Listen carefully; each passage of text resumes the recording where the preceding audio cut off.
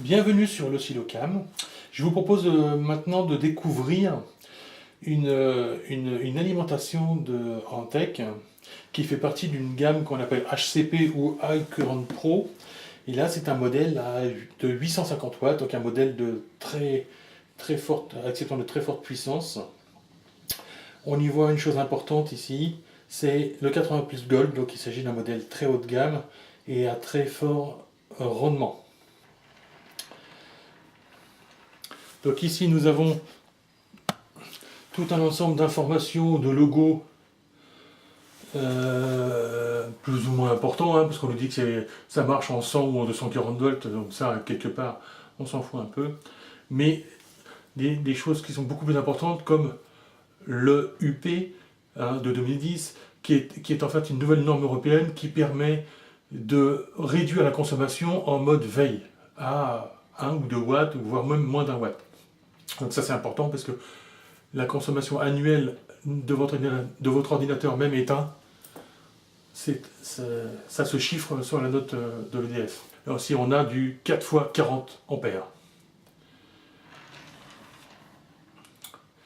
Donc quelques spécifications, on va s'attarder surtout à la connectique. Donc on a évidemment une broche 24 broches, un collecteur 24 broches, pardon, du 8 broches qu'on peut scinder en 4 plus 4, ça c'est pour l'alimentation du processeur, là c'est pour la carte mère. Nous avons du 8 pins EPS 12 volts, c'est encore pour la carte mère. Nous avons du 6 fois 8 pins qui sont en fait du 6 plus 2. Donc ça c'est directement pour alimenter les cartes vidéo. Donc en fait on pourrait théoriquement brancher 6 alimentations vidéo. Donc si ce sont des grosses alimentations, des grosses cartes vidéo avec 2 câbles d'alimentation chacune, on peut faire du tri-slide par exemple, ou autrement 6 cartes vidéo en parallèle, si votre carte mère le permet, et il n'y en a pas beaucoup sur le marché qui le permettent.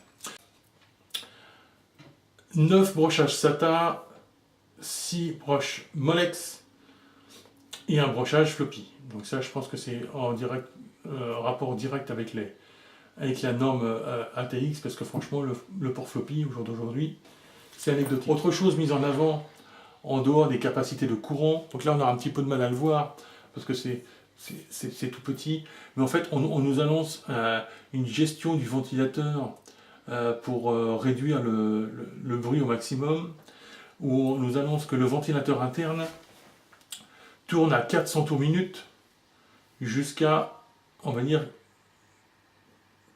40% de charge. Alors 40% de charge, évidemment, ça ne veut rien dire du tout, parce qu'un ventilateur n'est jamais régulé en fonction de la charge, mais en fonction de la température. Mais on va dire que dans une utilisation, on va dire sur un PC ordinaire, le ventilateur ne fera pas varier sa vitesse. Mais à partir de 50% de charge, on voit que ça monte